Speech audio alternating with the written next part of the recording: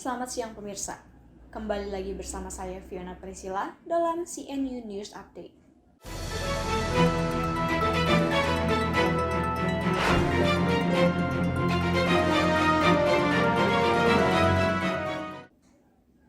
Menteri Pendidikan dan Kebudayaan Nadiem Makarim telah mengizinkan sekolah-sekolah untuk melakukan pembelajaran tatap muka, yang tentu saja dengan protokol kesehatan yang sangat ketat. Sekolah Atisa di Pamekaran menjadi salah satu sekolah di daerah Tangerang yang siap untuk melakukan pembelajaran tatap muka. Menurut Kepala Sekolah SMA Atisa di Pamekaran Bapak Dedi Mulyadi, pelaksanaan pembelajaran tatap muka akan dilaksanakan pada tahun ajaran baru 2021 nanti. Pihak sekolah sendiri telah mengupayakan 3M yang cukup ketat, mulai dari penyediaan tempat cuci tangan dan hand sanitizer di beberapa titik, menyediakan masker gratis di setiap kelas, serta penerapan jaga jarak antar siswa di setiap kelasnya.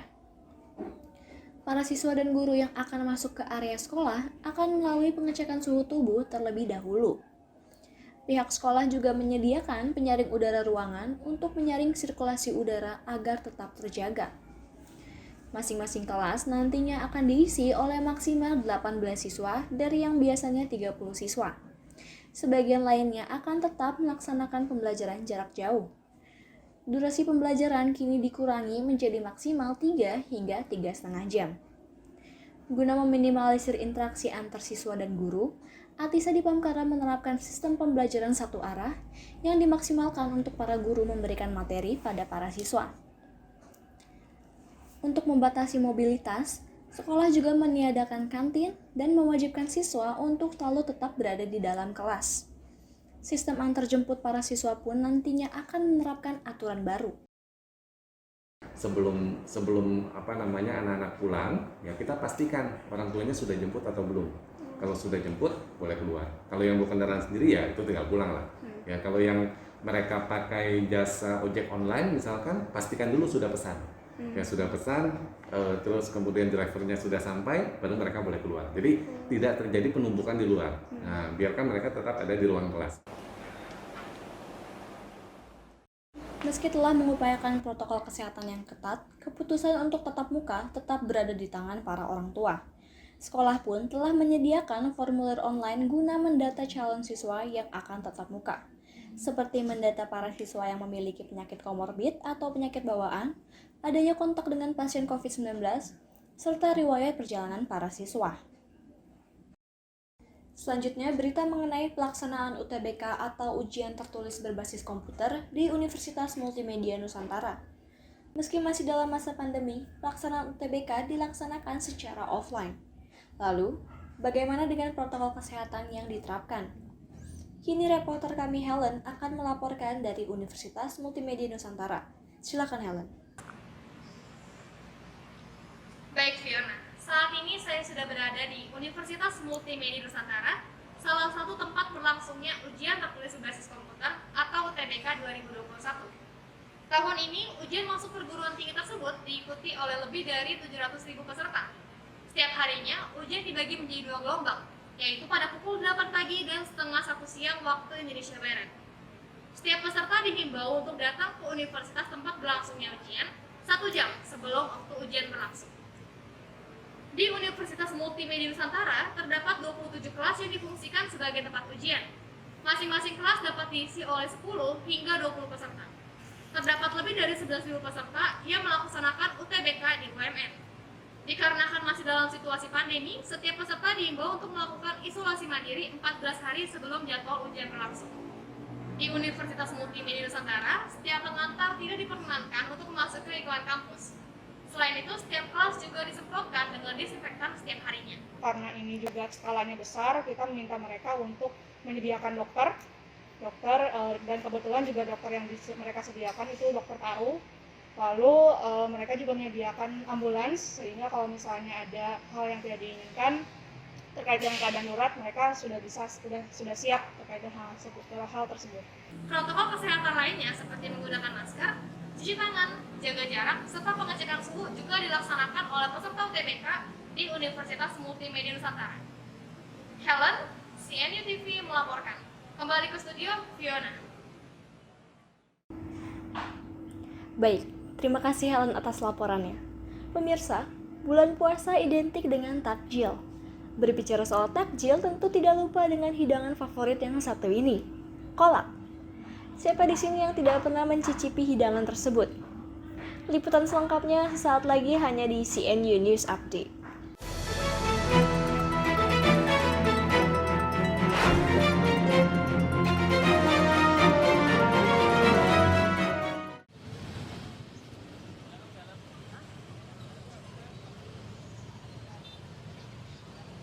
Tidak afdol rasanya jika berbuka puasa tidak dengan takjil. Dengan harga yang murah dan mudah didapatkan, takjil menjadi menu incaran untuk berbuka puasa. Berjualan takjil sebagai menu berbuka puasa sudah menjadi bisnis rutin selama bulan Ramadan. Berjualan takjil memang menjadi salah satu alternatif. Selain gampang dibuat, ternyata berjualan takjil bisa memperoleh untung yang menjanjikan. Ningrum Sari, seorang ibu rumah tangga yang telah menjadi salah satu penjual takjil di kawasan Karanganyar, Jakarta Pusat. Menurut Ningrum, berjualan takjil menjadi bisnis yang menjanjikan, tidak tanggung-tanggung. Ningrum dalam sebulan bisa mendapatkan 1 juta dalam sehari.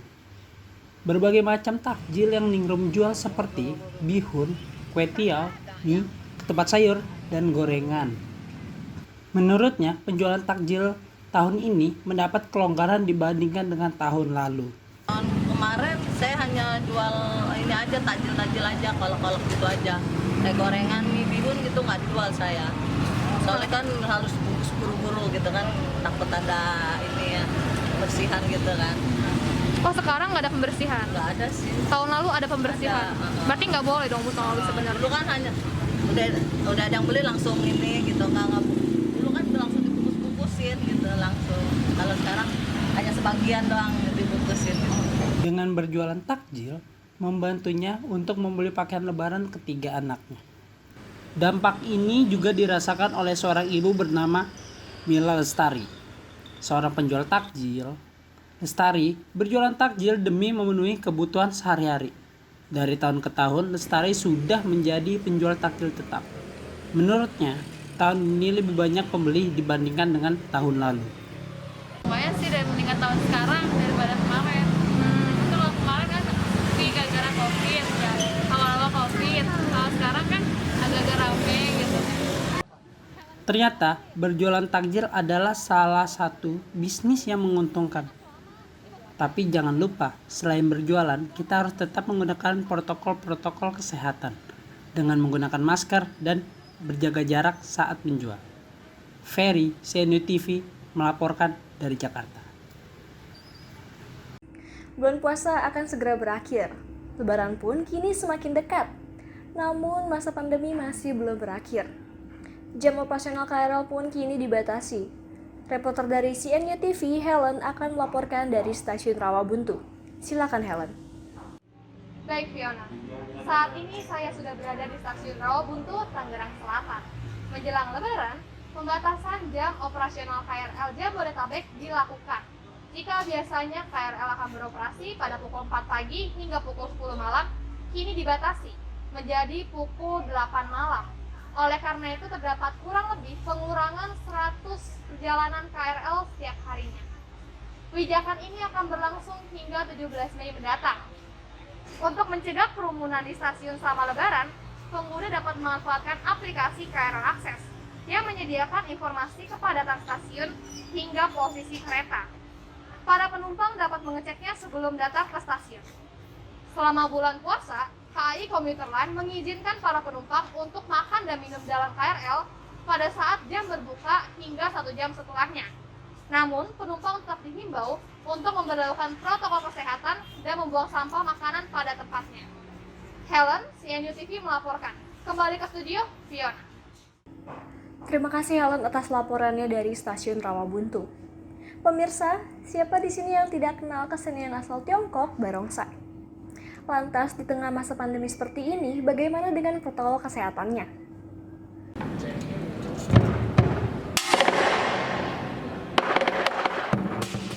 Berbagai sektor mulai pulih dan beradaptasi dengan situasi pandemi. Salah satunya kesenian dan olahraga barongsai. Pada awal tahun ini, Federasi Olahraga Barongsai Indonesia atau FOBI melaksanakan kejuaraan barongsai skala nasional. Walaupun berlangsung secara virtual, tetapi kejuaraan tersebut berhasil meningkatkan semangat juang para pegiat barongsai di Indonesia untuk kembali berkarya.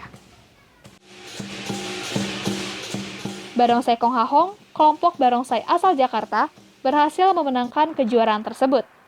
Sebelumnya, Barongsai Kong Hahong juga telah 5 kali memenangkan kejuaraan barongsai skala dunia.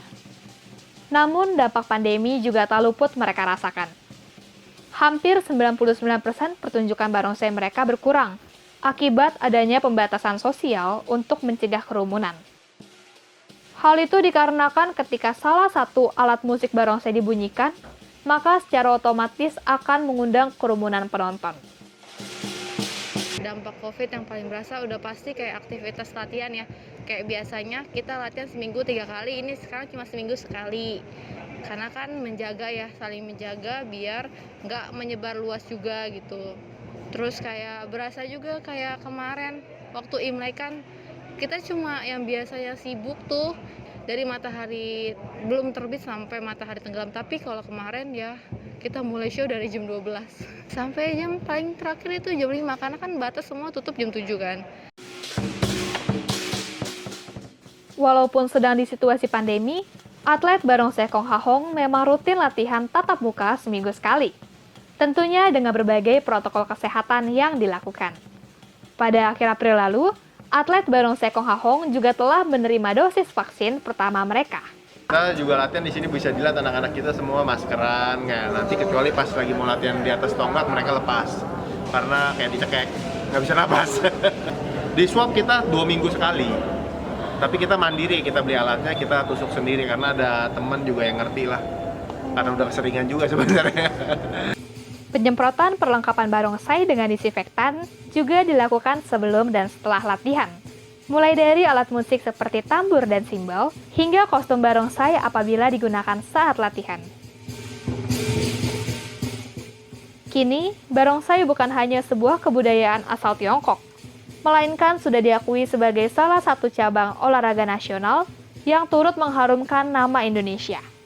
Oleh karena itu, semoga berbagai kelompok dan atlet barongsai tanah air dapat segera pulih dari situasi pandemi dan kembali berkarya. Helen, CNU TV melaporkan dari Jakarta. Wah, menarik sekali ya pemirsa. Kelompok barongsai Kong Hahong ternyata pernah menjuarai kejuaraan internasional. Pemirsa, siapa di sini pecinta kucing? Hewan lucu dan menggemaskan itu ternyata tidak luput dari serangan virus corona loh.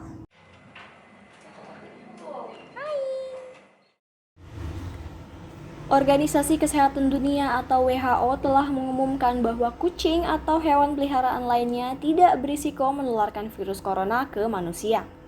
Namun, menurut dokter hewan satwa Gia Kimi, risiko penularannya justru berasal dari sentuhan orang yang terjangkit virus corona terhadap hewan kesayangan kita. Gendong-gendong, mungkin ketika itu kita bersin atau batuk, nah terus kan kita nggak sadar kucingnya loncat atau gimana pergi, nah terus habis itu dielus sama orang yang berbeda. Sebenarnya itu sih yang ditakutin, dia sebagai karier tidak langsung gitu, karena mungkin ada droplet yang di bulu-bulunya atau di badannya, kemudian dia dipegang orang lain. Sebenarnya itu sih. Belakangan ini ditemukan kasus COVID-19 pada kucing di Inggris. Penularannya diduga berasal dari si pemilik yang positif terjangkit virus COVID-19. Maka dari itu, penting pula untuk menjaga imunitas hewan kesayangan kita, dengan hindari memeluk atau mengelus hewan kesayangan kita ketika kita terjangkit virus COVID-19.